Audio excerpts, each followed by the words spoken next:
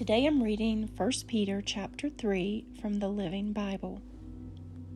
Wives, fit in your husband's plans, for then, if they refuse to listen when you talk to them about the Lord, they will be won by your respectful, pure behavior. Your godly lives will speak to them better than any words. Don't be concerned about the outward beauty that depends on jewelry or beautiful clothes or hair arrangement. Be beautiful inside, in your hearts, with the lasting charm of a gentle and quiet spirit, which is so precious to God. That kind of deep beauty was seen in the saintly women of old, who trusted God and fitted in with their husband's plans. Sarah, for instance, obeyed her husband Abraham, honoring him as head of the house. And if you do the same, you will be following in her steps like good daughters and doing what is right. Then you will not need to fear offending your husbands. You husbands must be careful of your wives, being thoughtful of their needs and honoring them as the weaker sex. Remember that you and your wife are partners in receiving God's blessings. And if you don't treat her as you should, your prayers will not get ready answers.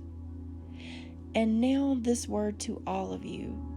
You should be like one big happy family, full of sympathy toward each other, loving one another with tender hearts and humble minds. Don't repay evil for evil. Don't snap back at those who say unkind things about you. Instead, pray for God's help for them. For we are to be kind to others, and God will bless us for it. If you want a happy, good life, keep control of your tongue and guard your lips from telling lies. Turn away from evil and do good. Try to live in peace, even if you must run after it to catch and hold it. For the Lord is watching his children, listening to their prayers, but the Lord's face is hard against those who do evil. Usually, no one will hurt you for wanting to do good, but even if they should, you are to be envied, for God will reward you for it. Quietly trust yourself to Christ your Lord, and if anybody asks why you believe as you do, be ready to tell him, and do it in a gentle and respectful way. Do what is right. Then, if men speak against you, calling you evil names, they will become ashamed of themselves for falsely accusing you when you have only done what is good. Remember, if God wants you to suffer, it is better to suffer for doing good than for doing wrong. Christ also suffered.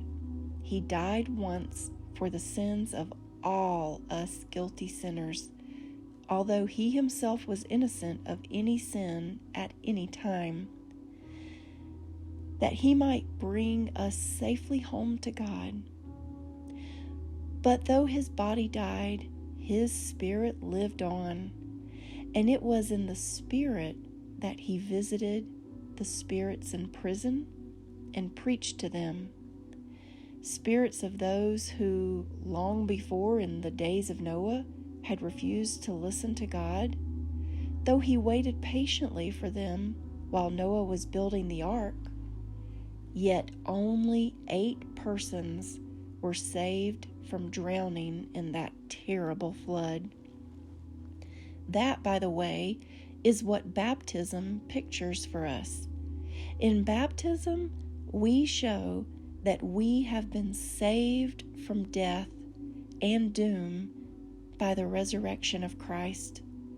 Not because our bodies are washed clean by the water, but because in being baptized, we are turning to God and asking Him to cleanse our hearts from sin. And now Christ is in heaven, sitting in the place of honor next to God the Father, with all the angels and powers of heaven bowing before Him and obeying Him.